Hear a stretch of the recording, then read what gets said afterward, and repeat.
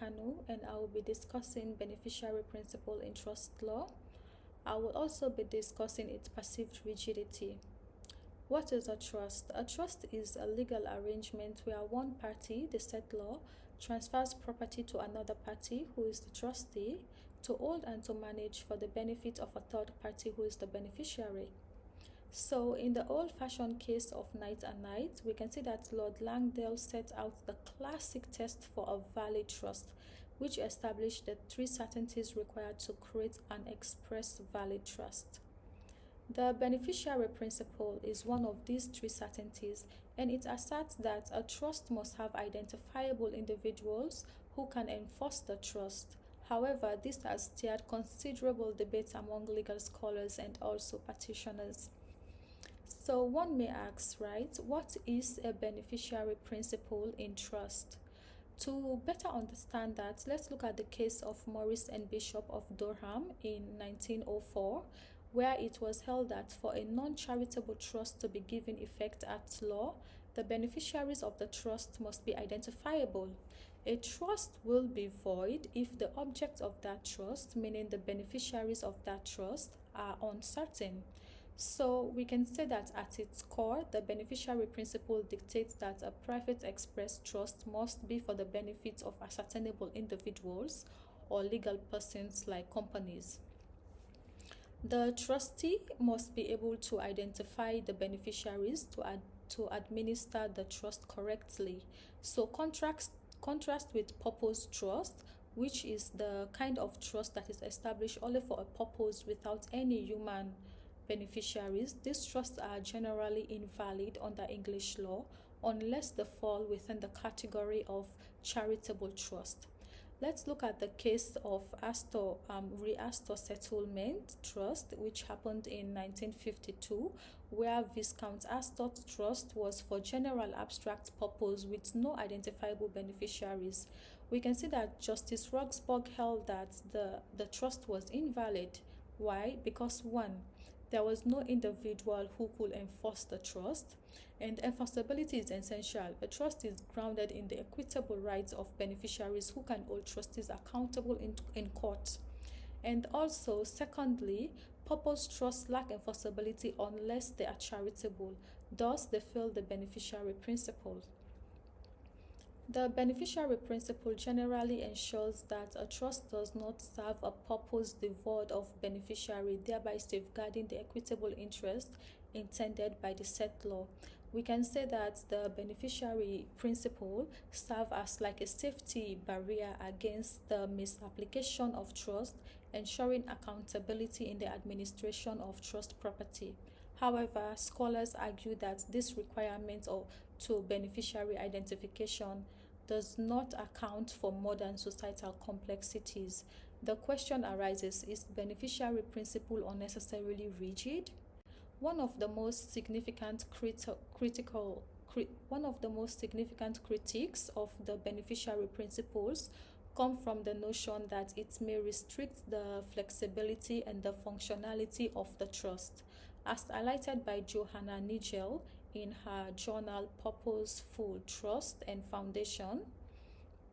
Strict adherence to the beneficiary principle limits trust flexibility, especially in estate planning and long-term philanthropic structures. This argument was also supported in Private Foundation and Trust, Just the Same but Different by Paolo Panico, where Panico explores the distinction and similarities between private foundation and also trust. He argues that the traditional beneficiary principle in trust law, which requires identifiable beneficiary to enforce the trust, can be very limiting. This sends us to the case of Re-Endicott in 1960, where the court expressed difficulty in recognizing validity of a trust meant for purpose rather than beneficiary. A testator left money in his will for the purpose of providing some useful memorial to himself. This was not a charitable purpose, and no specific person was named as beneficiary. So the Court of Appeal held that the trust was invalid since there was no beneficiary to enforce the trust. Such decision, we can see how they reflect the strict interpretation which can stifle innovative application of trust law. So in the UK, the beneficiary principle is firmly established. In Malaysia, trust law is mainly governed by the Trustee Act 1949, which uphold the beneficiary principle by requiring clear identification of a beneficiary. So it's literally just the same as the UK law, right? Malaysia courts have relied on common law principle to assess their validity.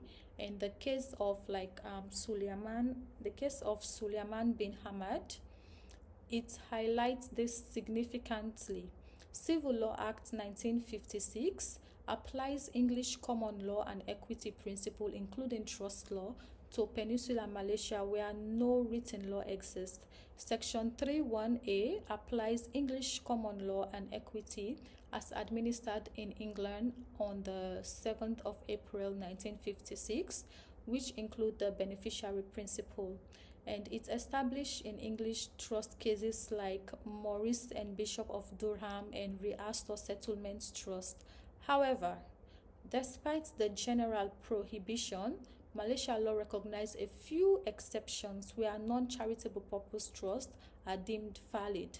One of those exceptions is maintenance of graves and monuments trust. Maintenance of graves and monuments, yes, it is one of the exceptions.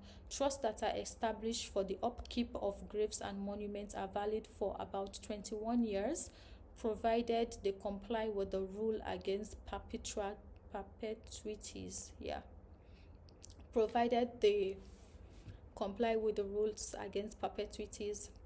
Another exception is care for specific animals. Trusts that are dedicated to care for particular animals are upheld and they are subjected to 21 years limit or the expected lifespan of the animal in Malaysia. And the third exception is Chinese ancestral worship. Trusts for the purpose of Chinese ancestral worship are acknowledged, reflecting cultural practices and societal norms. These trusts are valid for 21 years as long as they do not violate the rule against perpetuities or constitute gifts for superstitious users.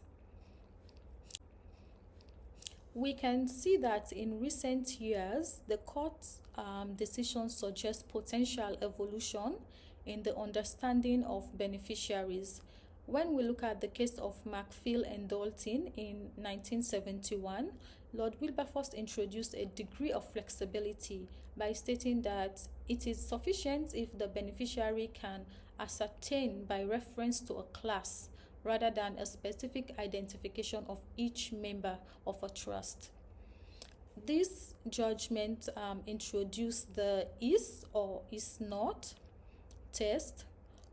Also, we can see that under Section 31A of the Civil Law Act in 1956, principles from Macphail and Dalton can be persuasive and applicable in Malaysia, particularly in cases that involve discretionary family or employment-related trust, where the class of beneficiaries is broadly defined. Additionally, in the case of Relimpsky Will Trust, which happened in 1976, despite the ambiguity in beneficiary identification, the court upheld the trust by focusing on the fact that the identifiable member could enforce it, treating it as a gift to individuals subject to purpose. So long as there is a workable method of ascertaining who was to benefit, these cases hint at a willingness within the judiciary to explore alternative construction that might mitigate rigidity. However, according to Jessica Palmer and Charles Ricketts in their journal The Revolution and the Legacy of Discretionary Trust, this aspect of judicial interpretation still often operates under the shadow of beneficiary principle, indicating the lack of a comprehensive shift towards recognizing purpose trust. The judiciary's reluctance to fully abandon the beneficiary principle placed a limit on the potential for an evolved understanding of trust purpose and in contemporary context. So I would like to discuss some possible reforms. The debate surrounding the rigidity of beneficiary principle inherently calls for potential reforms, right? As articulated by as articulated in the journal Trust Without Beneficiaries, this discussed the rationale behind establishing trust without beneficiaries, highlighting scenarios such structures